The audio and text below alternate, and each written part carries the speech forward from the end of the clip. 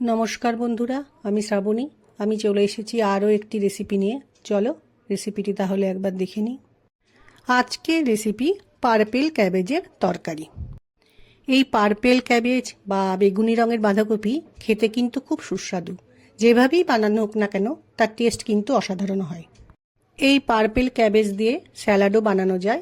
তোমাদের সাথে স্যালাডের রেসিপিটিও আমি শেয়ার করব। ভিডিওটা পুরোটা দেখার অনুরোধ রইল।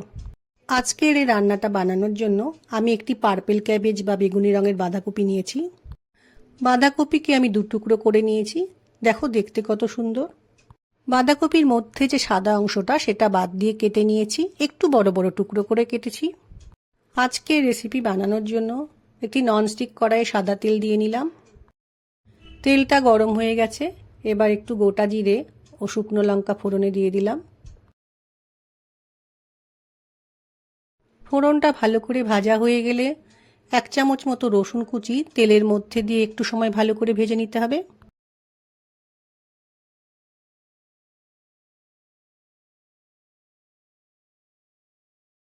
রসুনটা ভালোভাবে ভাজা হয়ে গেছে। এই সময় একটা বড় পেঁয়াজ কেটে রেখেছিলাম, সেটা কড়াইয়ের মধ্যে দিয়ে একটু সময় রান্না করে নেব।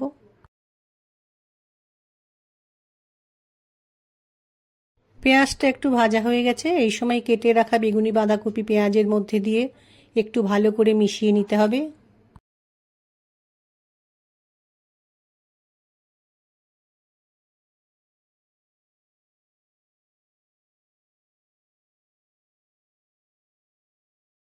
বাঁধাকপি পেঁয়াজ রসুনের সাথে ভালো করে মিশিয়ে নেওয়ার পর কিছুটা সময় আমি রান্নাটা করে নিয়েছি।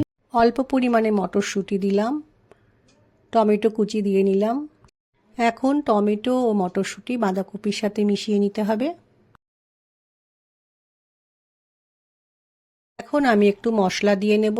প্রথমে দিলাম পরিমাণ মতো নুন, এবার দিলাম অল্প একটু হলুদ গুঁড়ো, ঝালের জন্য একটু লঙ্কা গুঁড়ো দিলাম, অল্প পরিমাণে জিরে গুঁড়ো দিলাম। আবারও একবার সমস্ত মশলা বাঁধাকপির সাথে মিশিয়ে নেব।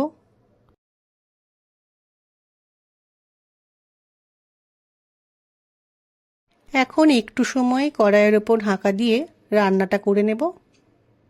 মিনিট 10 রান্নাটা করার পর কড়াইয়ের ওপর থেকে ঢাকাটা সরিয়ে নিয়ে বাঁধাকপিটা আরও একবার মিশিয়ে নিলাম। বাঁধাকপি ভালো করে মিশিয়ে নেওয়ার পর আরও একবার কড়াইয়ের ওপর ঢাকা দিয়ে আমি মিনিট 5 মতো রান্নাটা করব। রান্নাটা আমার হয়ে এসেছে। এখন আমি একটুখানি গরম মশলা দিয়ে আবারও একবার বাঁধাকপির সাথে খুব ভালো করে মিশিয়ে নেব।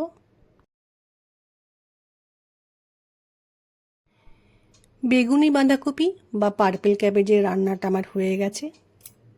এই রান্নাটা ভাত রুটি সবার সাথেই ভালো লাগে, আর স্বাদটাও কিন্তু অসাধারণ হয়। রান্নাটাকে ঠান্ডা করে নেওয়ার পর আমি একটা পাত্রের মধ্যে পরিবেশন করে নিয়েছি। আমার আজকের রেসিপি ভালো লাগলে লাইক, শেয়ার ও সাবস্ক্রাইব করো। ভিডিওটি দেখার জন্য ধন্যবাদ।